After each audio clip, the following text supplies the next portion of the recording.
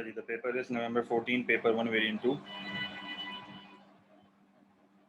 पहला सवाल, economic textbooks often start by identifying the existence of the basic economic problem. A basic economic problem इस time तक बिल्कुल clear होनी चाहिए.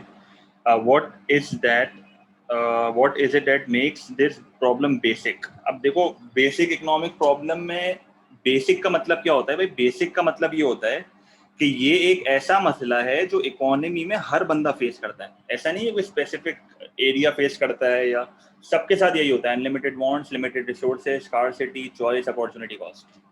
तो सबसे इसकी खास बात क्या है? It affects all economies and all individuals. तो सबसे पहला पॉइंट यहाँ पर ये है. फिर पार्ट ऑप्शन बी मिलकर लिखा हुआ है, it is the most urgent target for government economic policy. No, it is not economic policy. It only affects low income developing economies. बिल्कुल गलत. It affects everyone. सही है. तो ये हमेशा याद रखना. बेसिक का मतलब ही ये होता है कि सब पे ऊपर अफेक्ट आएगा. It relates to the production of raw materials in the primary sector. बिल्कुल इररिलेवेंट. सही है. Question number 2, which statement about the factors of production is correct? Capital includes man-made machines that do not keep their original value. Yes. अगर आपने accounting पढ़ी है तो आपको ये चीज़ पता है कि भाई विद टाइम मशीन जो है वो डेप्रिशिएट होती है और वो अपनी वैल्यू लूज करती है. सही है. Enterprise is the natural factor of production. No, natural factor of production जो है हमारा लैंड होता है. Labour is immobile factor that does not change its skill level. Skill level जो है वो चेंज हो सकती है. It does change. आप जो है अपने लेबर की मोबिलिटी को इम्प्रूव कर सकते हो. सही है. आप उसको ट्रेनिंग देके उसकी ऑक्यूपेशनल मोबिलिटी इम्प्रूव कर सकते हो. आप उसको जो है वो किसी नए एरिया में घर वगैरह देके उसकी जोग्राफिकल मोबिलिटी इम्प्रूव कर सकते हो. तो आप अपनी मोबिलिटी इम्प्रूव कर सकते हो. Land is only agriculture field that can not be improved by human factor. By human effort से इट कैन बी इम्प्रूव. ऐसा नहीं है कि लैंड जो है आप इम्प्रूव नहीं कर सकते, आप कर सकते हो. सही है. तो ए जो है हमारा परफेक्ट आंसर है जो कि इसमें बैठ रहा है. सही है. Question number 3, the diagram shows two production possibility curve for an economy. ठीक है. तो देखो मुझे एरो शो किया हुआ है तो एक तरह से मेरा पीपीसी अंदर की तरफ आया है. अब पीपीसी अंदर आने की तरफ क्या होता है? इसका मतलब है ये बेसिकली हमारा इनवर्ट शिफ्ट है इन प्रोडक्शन पॉसिबिलिटी कर्व. अब इसके आपको फैक्टर याद होने चाहिए. लेट से मैंने पहला फैक्टर कह दिया नेचुरल डिजास्टर. तो नेचुरल डिजास्टर एक अच्छा फैक्टर है. यहाँ पर आप ये कह सकते हो कि एमिग्रेशन वाला वर्ड यहाँ पर आप डाल सकते हो कि भाई आपके मुल्क से जो है वो वर्कर बाहर जा रहे हैं. सही है. सही है. इनवर्ड बोल दो, लेफ्टवर्ड बोल दो, कोई फर्क नहीं पड़ता. तो ये एक दो फैक्टर्स हैं. What could have caused the change in, और भी हो सकते हैं. What could have caused the change in the economy's production possibility curve from XX to YY? तो क्या चेंज क्या होगा? A decrease in the price level. Price level के चेंज होने से आपके एक्चुअल में मूवमेंट आती है क्योंकि आपकी एग्रीगेट डिमांड जो है वो चेंज होती है.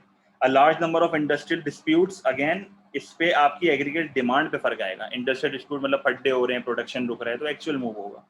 A major earthquake, yes, it is a natural disaster. Natural disaster की वजह से जो है आपके रिसोर्सेज जो हैं वो कम होते हैं और जो इसका इम्पैक्ट आता है वो किस पे आता है? पोटेंशियल के ऊपर आता है. और पोटेंशियल का मतलब है कि आपका पीपीसी जो है वो शिफ्ट करता है. An increase in unemployment. Unemployment तो एक बहुत कॉमन कौन सी वजह से मेरी एक्चुअल पे चेंज आता है क्योंकि अनएम्प्लॉयमेंट बढ़ने का मतलब है आपकी एग्रीगेट डिमांड जो है वो गिर रही है और एग्रीगेट डिमांड के चेंज होने से आपकी एक्चुअल में मूवमेंट आती है. तो 3 का आपका आंसर हो जाएगा सी, जो कि बहुत बेसिक है. Question number 4, what is most likely to influence the price elasticity of demand? अब पीईडी को इन्फ्लुएंस का मतलब क्या है कि पीईडी के फैक्टर्स की बात कर रहा है. अब पीईडी के फैक्टर्स में क्या क्या आ जाता है? लग्जरी नेसेसिटी वाला पॉइंट आ जाता है. Substitutes one of the most common. Proportion of income spent, habitual consumption, ये सारी वो चीजें जो पीईडी को चेंज करती हैं. अब पहला ऑप्शन मुझे इसने दिया हुआ है change in consumer taste. Consumer taste की वजह से आपकी डिमांड पे अफेक्ट आता है जिसकी वजह से आपका डिमांड कर्व शिफ्ट होता है. The number of close substitutes, yes, अगर आपके सब्स्टिट्यूट्स जो हैं वो ज्यादा हैं तो डिमांड क्या होगी? इलास्टिक. अगर आपके सब्स्टिट्यूट्स कम हैं तो डिमांड क्या होगी? Inelastic.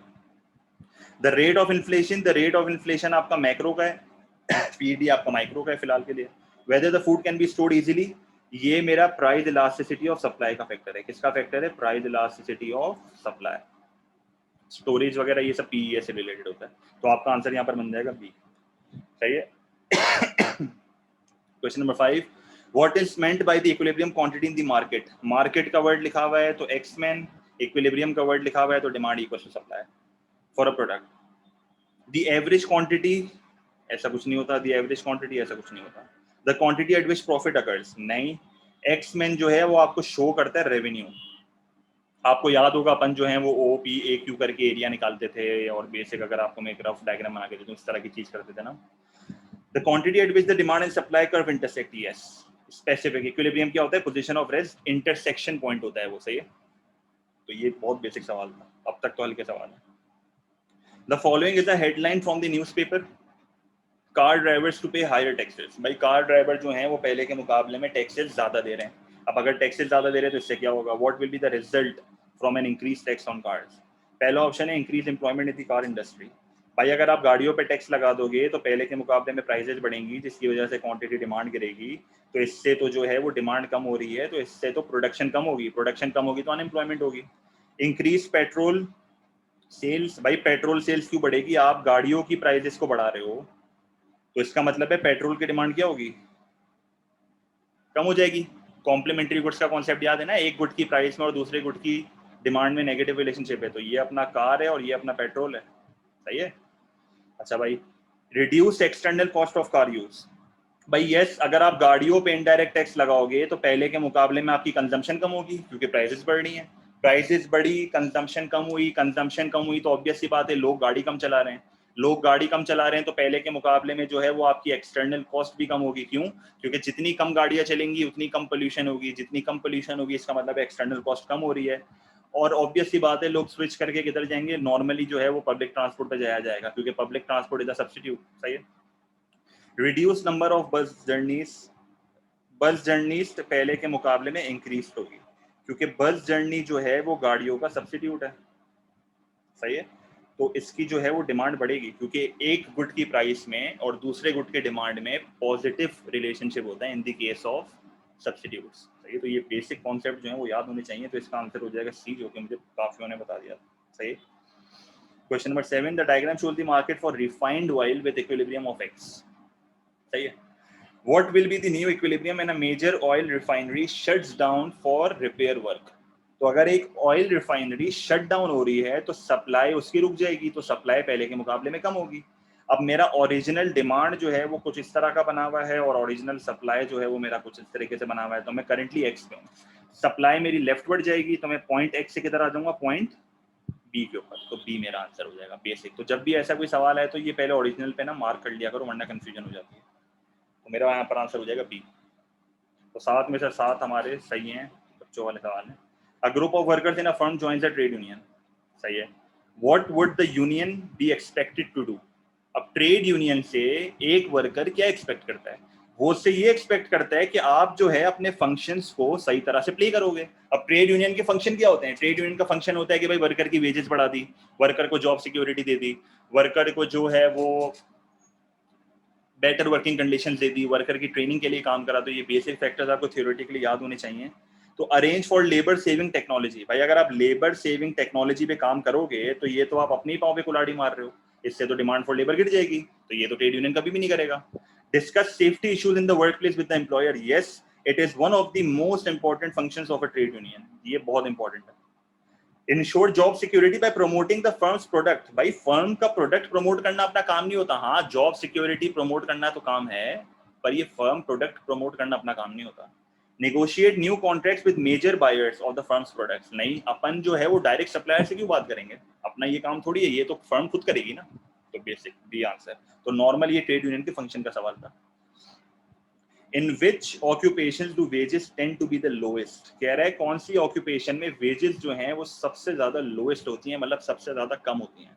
In those where the work is dangerous, अगर साला वर्क डेंजरस है तो इसका मतलब है वेजेस ज्यादा होनी चाहिए।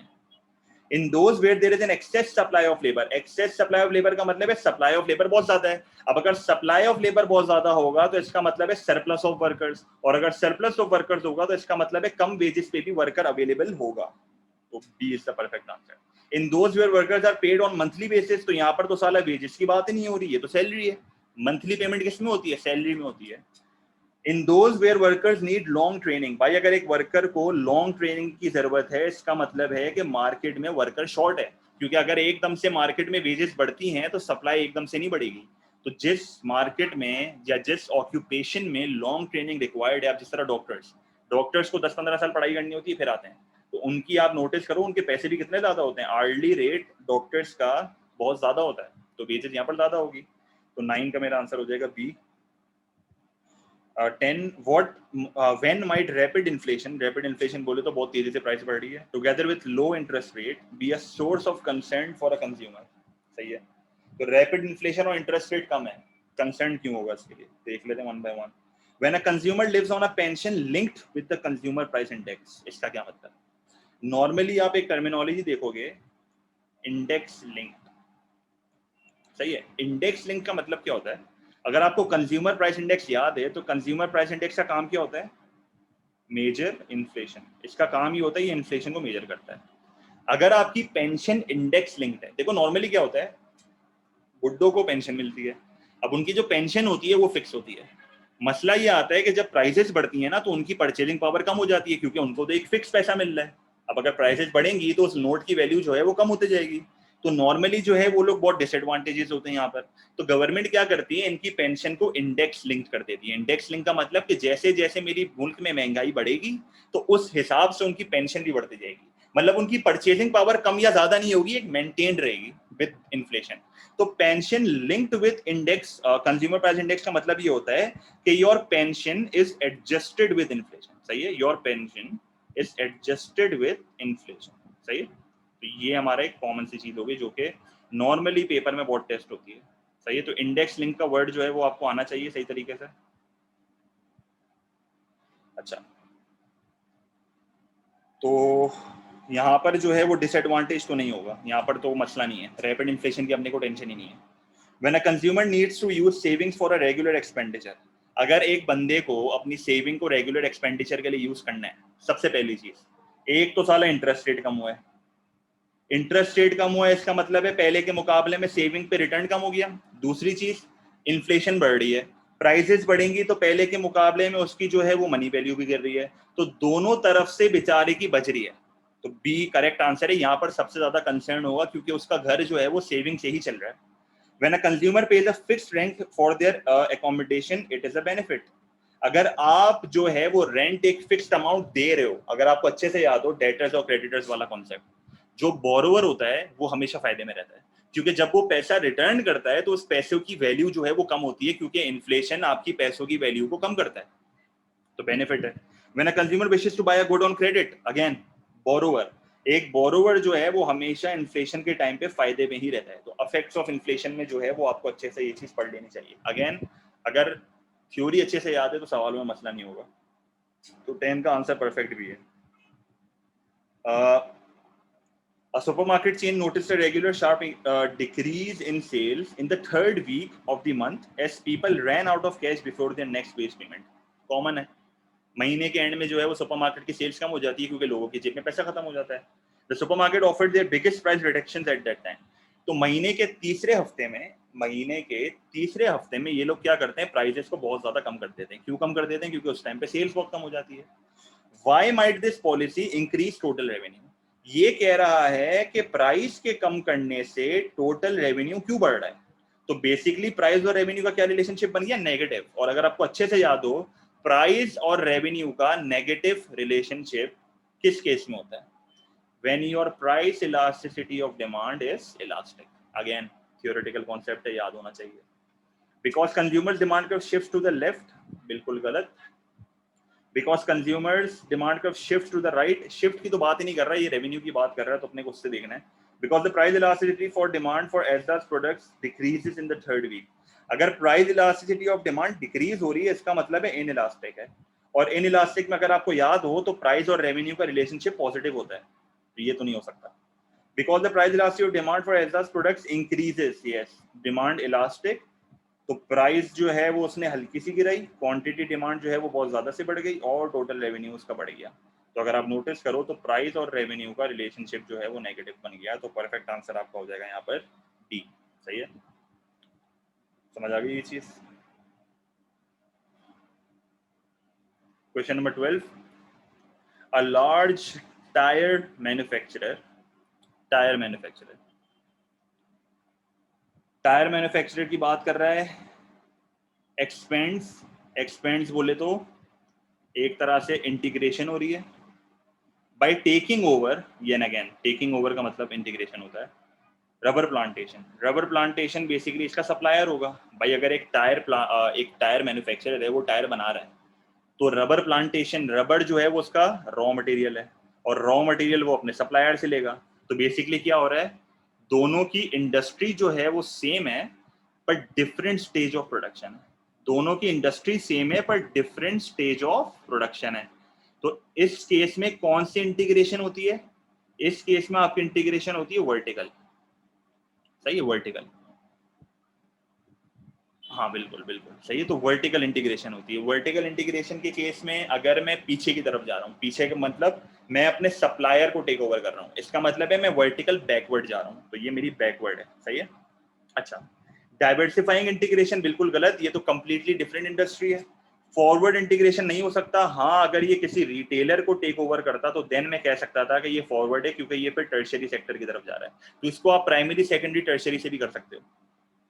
हॉरिजॉन्टल इंटीग्रेशन नहीं होता क्योंकि स्टेज ऑफ प्रोडक्शन जो है वो सेम होना चाहिए। इंडस्ट्री तो सेम होगी होगी, पर स्टेज ऑफ प्रोडक्शन सेम होना चाहिए। यहाँ पर तो आपकी इंडस्ट्री ही अलग है, यहाँ पर तो आपकी इंडस्ट्री ही अलग है।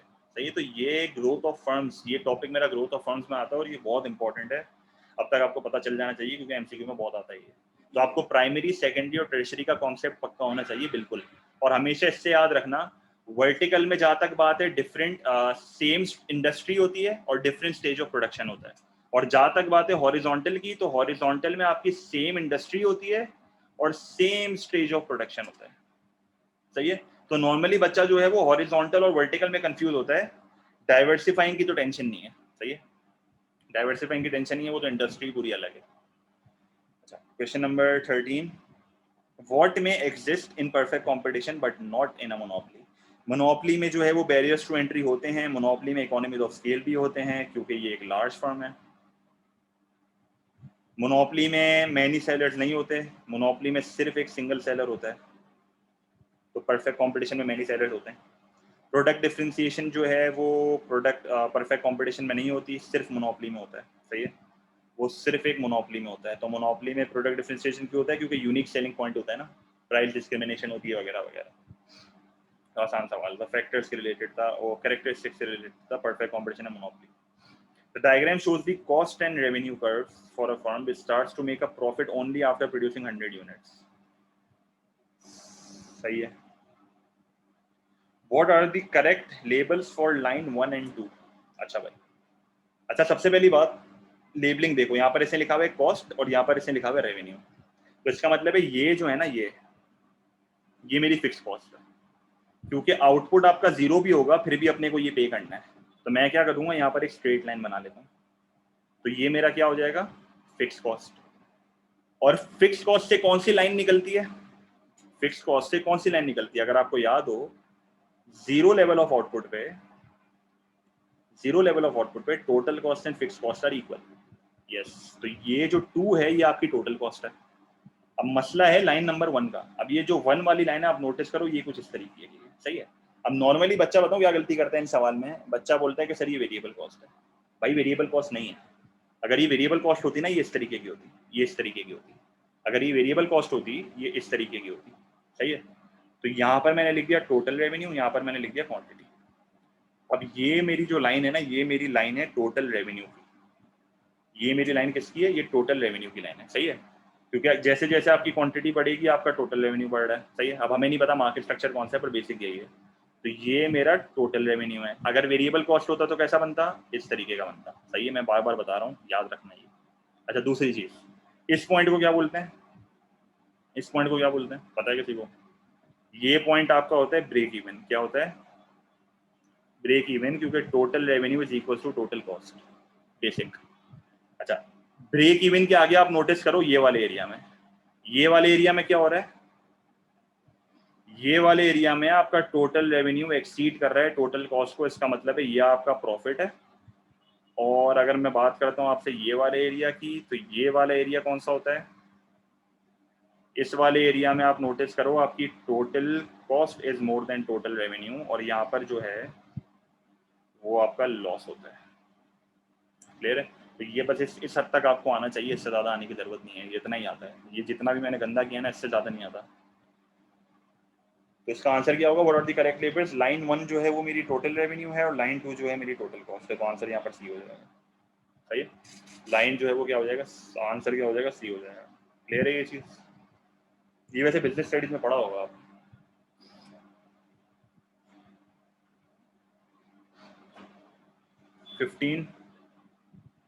The table shows output and total cost of production for a firm with 3 workers. तो वर्कर कितने?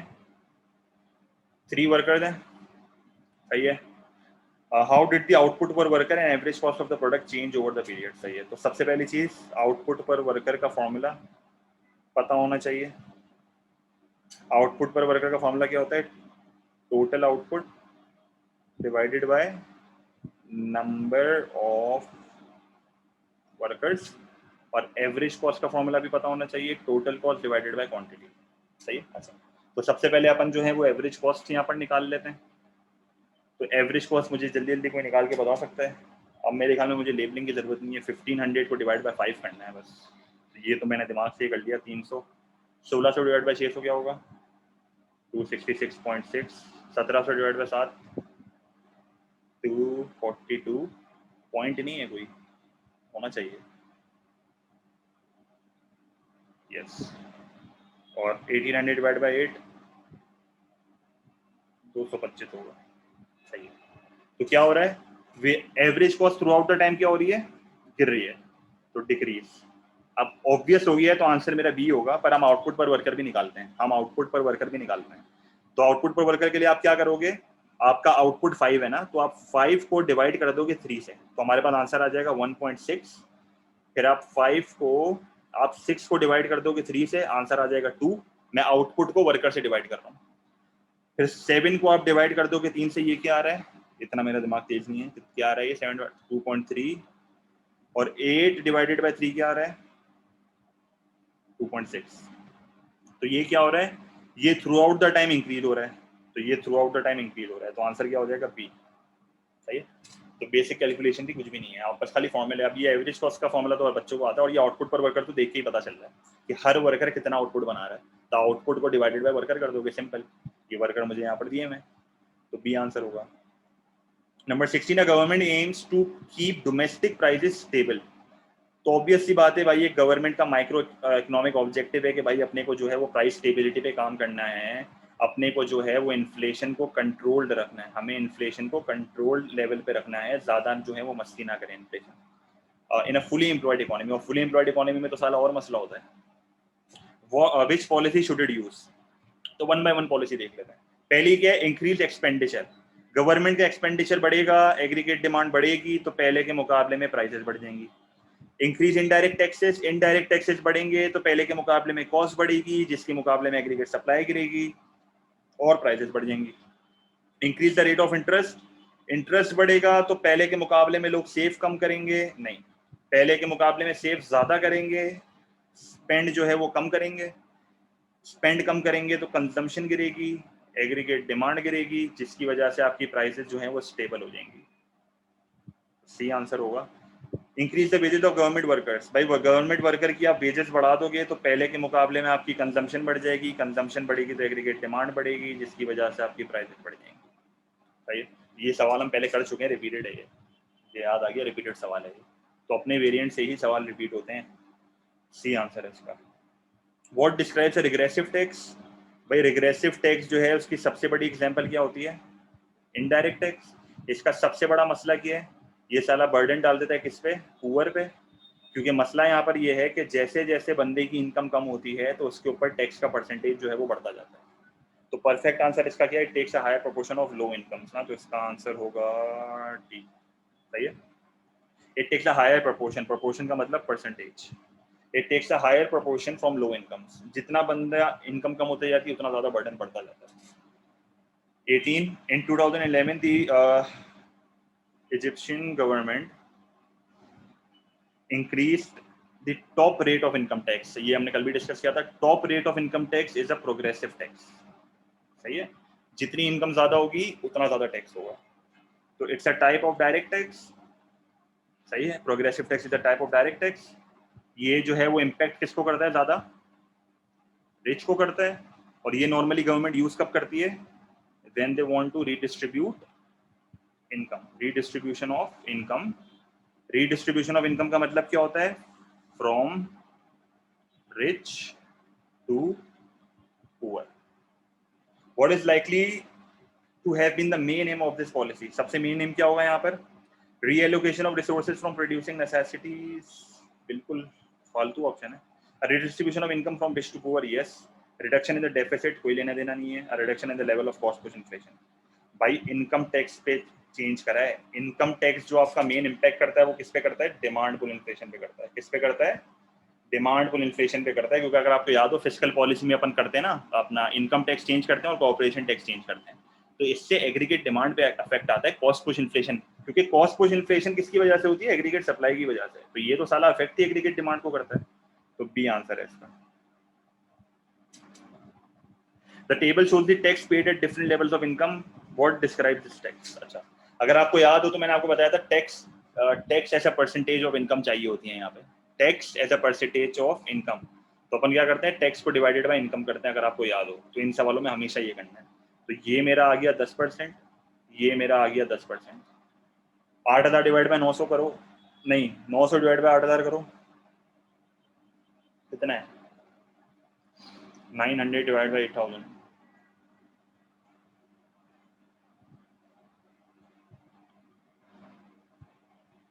और 1100 divide by 9,000,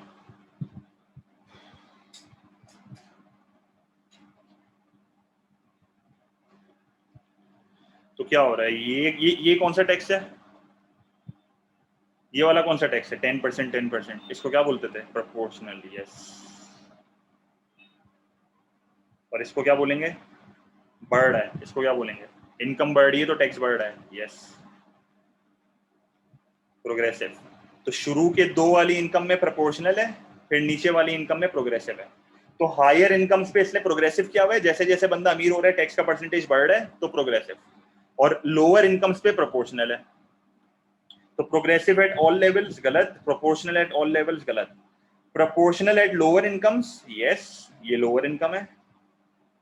progressive at higher incomes, yes ये हायर इनकम है. तो C is the perfect answer. ठीक है. What must be a consequence of deflation? Deflation is basically negative inflation. और deflation में जो है वो क्या होती है? प्राइजेस फॉल होती हैं. A decrease in its export. भाई आपकी डिफ्लेशन में प्राइजेस कम हो रही हैं तो एक्सपोर्ट की क्वांटिटी तो साला बढ़ जाएगी. A decrease in saving. Saving उल्टा बढ़नी चाहिए क्योंकि सेविंग आपकी रियल वैल्यू को बढ़ा देगा ये. क्योंकि जब प्राइसेस कम होगी तो आपकी जो नोट है उसकी वैल्यू बढ़ जाएगी, तो सेविंग बंदा ज्यादा करेगा. An increase in employment. भाई लोगों की इनकम ही कम होती है, लोगों की जॉब्स इस टाइम पे जारी होती है, ये रिसेशन का दौर होता है तो एम्प्लॉयमेंट जो है वो कम होती है. An increase in the real value of money. Yes, क्योंकि आपकी जब प्राइसेस गिरती हैं तो आपकी नोट की वैल्यू जो है ना वो बढ़ जाती है, तो आपकी पैसों की जो रियल वैल्यू है वो पहले के मुकाबले में बढ़ जाती है. सही है. और प्राइसेस बढ़ने से वैल्यू गिरती है, तो वाइस वर्सा वाला सीन है. 21 वर्ल्ड पॉपुलेशन इंक्रीज्ड. मेन क्या है? वर्ल्ड, दुनिया की बात कर रहा है. Increase from 5.26 billion in 1990 to just over 7 billion in 2012. It is predicted to rise to 8 billion by 2025. What is most likely to explain this? An increase in migration from developing to developed. अब migration है, बंदा एक country से दूसरी country जा रहा है, इससे पॉपुलेशन पे तो कोई फर्क नहीं पड़ रहा. तो इससे मेरी पॉपुलेशन पे कोई फर्क ही नहीं पड़ रहा. It does not affect population. An increase in the birth rate. Yes, birth rate बढ़ेगी तो पहले के मुकाबले में पॉपुलेशन बढ़ जाएगी, जो कि मेरा आंसर है क्योंकि पॉपुलेशन बढ़ रही है. An increase in the death rate. Death rate बढ़ेगी तो पहले के मुकाबले में पॉपुलेशन गिरेगी. An increase in the death rate. Again death rate बढ़ेगी तो पॉपुलेशन गिरेगी. अपने को ऐसा ऑप्शन ढूंढना था जहां पर पॉपुलेशन बढ़ रही है. तो 21 का आंसर हो जाएगा आपका B. 22. The table shows the rate of unemployment and the annual rates of change of gross domestic product. What is gross domestic product? Gross domestic product is basically your output. Dollar value of output जो आपकी country में बन रहा है. हमेशा याद रखना, ये बहुत कॉमन क्वेश्चन है. डॉलर वैल्यू ऑफ आउटपुट जो आपकी कंट्री में बन रहा है, फिजिकल क्वांटिटी नहीं देखी जाती इसकी. सही है. मैं 10 किलो चावल और 10 लीटर तेल को ऐड नहीं कर सकता तो क्योंकि आप डिफरेंट क्वांटिटीज को ऐड ही नहीं कर सकते तो आप डॉलर वैल्यू देखते हो, सही है, हमेशा याद रखना है। एंड कंज्यूमर प्राइसेस का मतलब inflation in 4 countries, which country was experiencing the worst economic recession. अगर आपको याद हो, रिसेशन का मतलब होता है एग्रीगेट डिमांड का गिरना। अब जब एग्रीगेट डिमांड गिरती है तो कंट्री में क्या होता है, सबसे पहली चीज आपकी कंट्री में आउटपुट गिरता है। आउटपुट गिरने का मतलब है आपकी कंट्री में जीडीपी गिर रहा है। दूसरी चीज, आपकी कंट्री में जो है वो पहले के मुकाबले में रियल इनकम जो है वो गिर रही है, और रियल इनकम गिरने का मतलब है आपकी इकोनॉमी में जो है वो अनएम्प्लॉयमेंट पहले के मुकाबले में बढ़ रही है।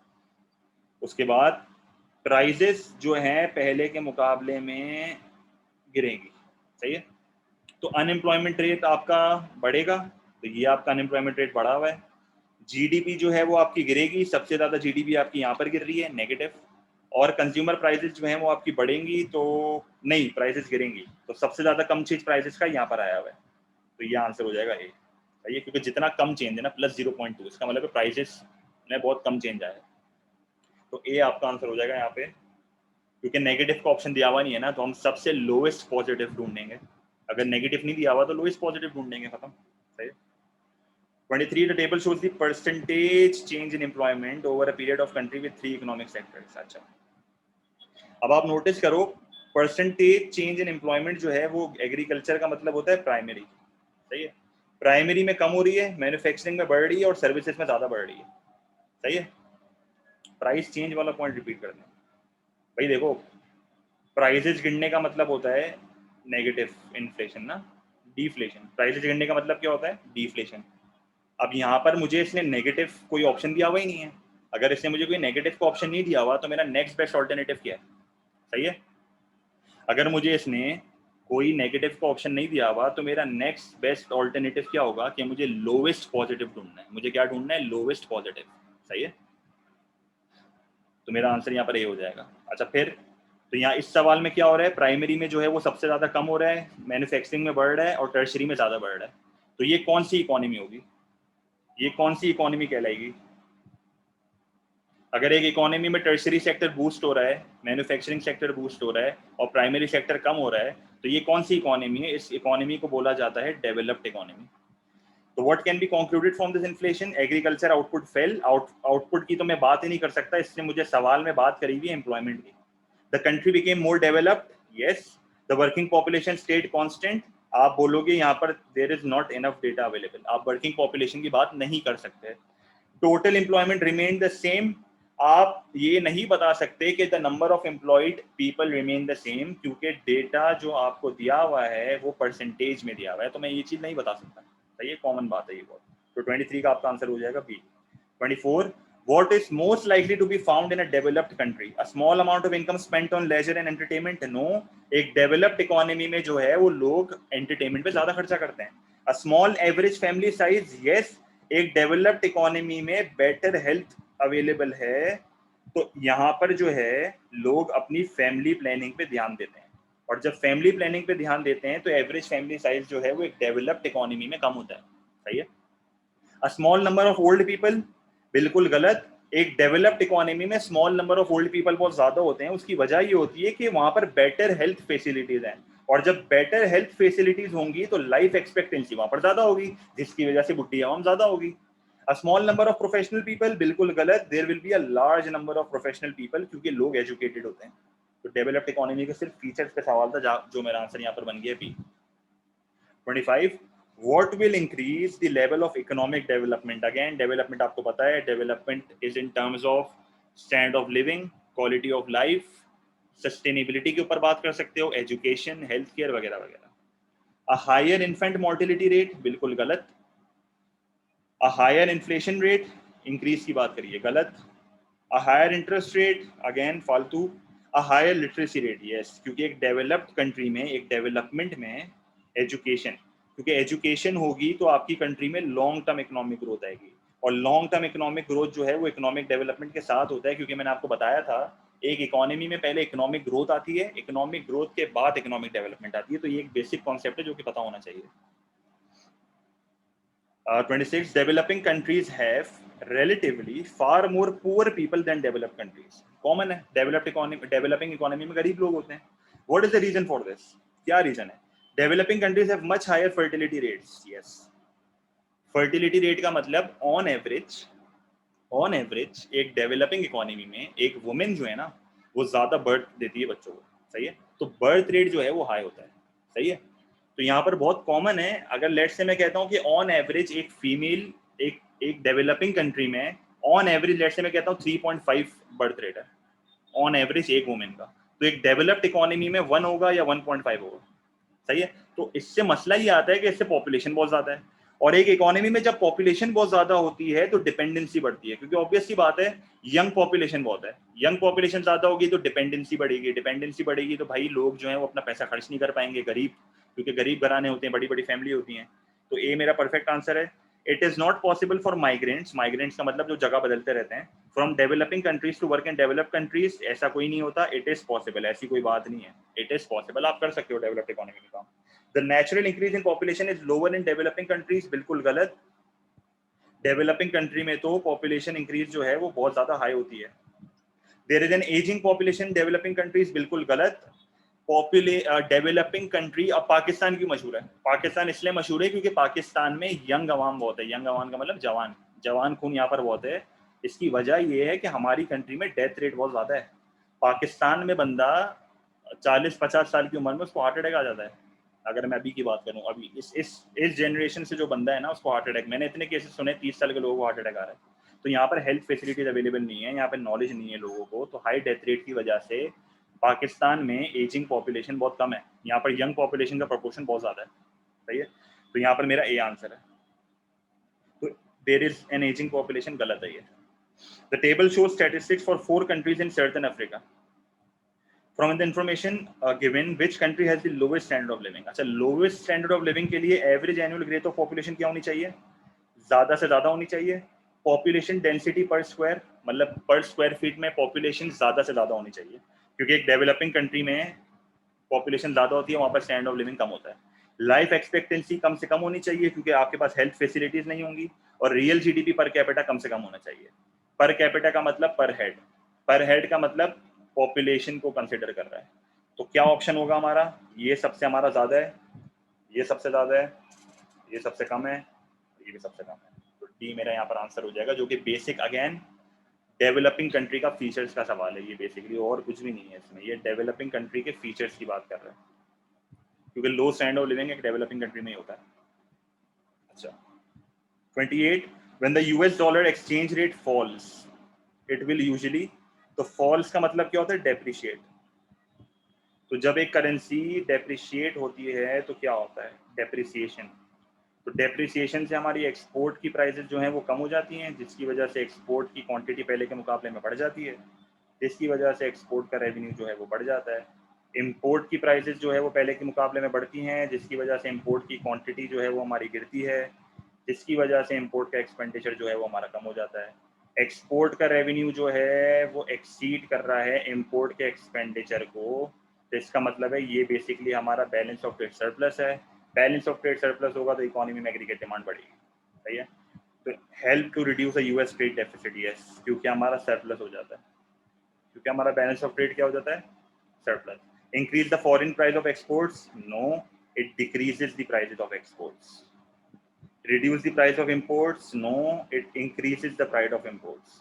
reduce US inflation, बिल्कुल गलत, ये इन्फ्लेशन को इंक्रीज कर देता है, क्योंकि जब आपकी एग्रीगेट डिमांड बढ़ेगी तो पहले के मुकाबले में आपके मुल्क में प्राइसेस भी बढ़ेंगी। तो बेसिकली ये क्या है? Demand pull inflation. कौन सी इन्फ्लेशन है? डिमांड पुल इन्फ्लेशन, सही है। तो ये आंसर हो गया। Which change will increase the demand for imports, तो डिमांड फॉर इम्पोर्ट्स अपने को बढ़ानी है। Consumer credit becomes more expensive, अगर उधार लेना मुश्किल हो गया है तो लोग पहले के मुकाबले में उधार कम लेंगे, जिसकी वजह से स्पेंडिंग कम होगी, स्पेंडिंग कम होगी तो इंपोर्ट्स कम हो जाएंगे। Income tax rate increase, income tax rate अगर पहले के मुकाबले में बढ़ जाएगा तो लोगों की जो है वो पहले के मुकाबले में डिस्पोजेबल इनकम कम हो जाएगी, जिसकी वजह से लोग स्पेंड कम करेंगे, स्पेंड कम करेंगे तो इंपोर्ट्स कम हो जाएंगे। The exchange rate appreciates, import की जो है वो डिमांड बढ़ रही है, सही है, इंपोर्ट की डिमांड बढ़ रही है तो पहले के मुकाबले में डिमांड क्यों बढ़ रही होगी?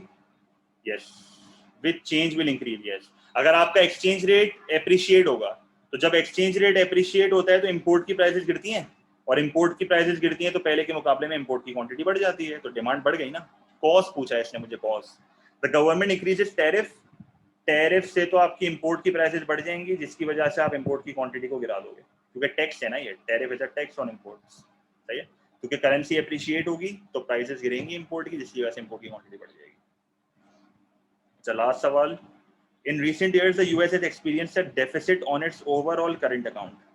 करंट अकाउंट में डेफिसिट है, इसका मतलब है कि हमारे मुल्क से पेमेंट ज्यादा बाहर जा रही है और इनफ्लोज जो है वो हमारी कंट्री में कम आ रहे हैं, सही है। What could have led to an increase in the size of the deficit? अब डेफिसिट को बढ़ाना है तो इसका मतलब है पेमेंट्स जो है वो बढ़नी चाहिए। पेमेंट्स क्या होनी चाहिए? बढ़नी चाहिए। Increase competitiveness of goods made in the US. अगर यूएस के गुड्स कंपेटिटिव हो जाएंगे तो इसके मुकाबले में हमारे एक्सपोर्ट की क्वांटिटी बढ़नी चाहिए। एक्सपोर्ट की क्वांटिटी बढ़ेगी तो हमारे मुल्क में जो है वो इनफ्लोज बढ़ेंगे, और इनफ्लोज बढ़ेंगे तो पहले के मुकाबले में डेफिसिट डिक्रीज होगा, इसलिए हमें इंक्रीज का बोला है। Increase earnings bye US investors, हमारे यूएस के इन्वेस्टर जो हैं उन लोगों ने बाहर मुल्कों में पैसा लगाया हुआ है, उनकी इनकम बढ़ रही है, इसका मतलब है हमारे मुल्क के अंदर पैसा ज्यादा आ रहा है, तो अगेन डेफिसिट जो है वो क्या होगा? डिक्रीज होगा। Increase number of overseas visitors to the US, invisible trade. Invisible basically हमारी कंट्री में टूरिज्म बढ़ रहा है, हमारी कंट्री में टूरिज्म बढ़ेगा तो इसका मतलब है हमारी मुल्क में जो है वो पैसा ज्यादा आ रहा है, तो डेफिसिट क्या हो जाएगा? डिक्रीज हो जाएगा। तो यहाँ पर बात किसकी हो रही है? यहाँ पर बात हो रही है टूरिज्म की। Increase spending by the US military bases abroad, payment increase spending ना, तो बाहर मुल्कों में अपन पेमेंट्स कर रहे हैं, जिसकी वजह से हमारा डेफिसिट जो है वो क्या हो जाएगा? इंक्रीज हो जाएगा, सही है। तो मेरा यहाँ पर आंसर हो जाएगा डी। क्लियर है ये चीज?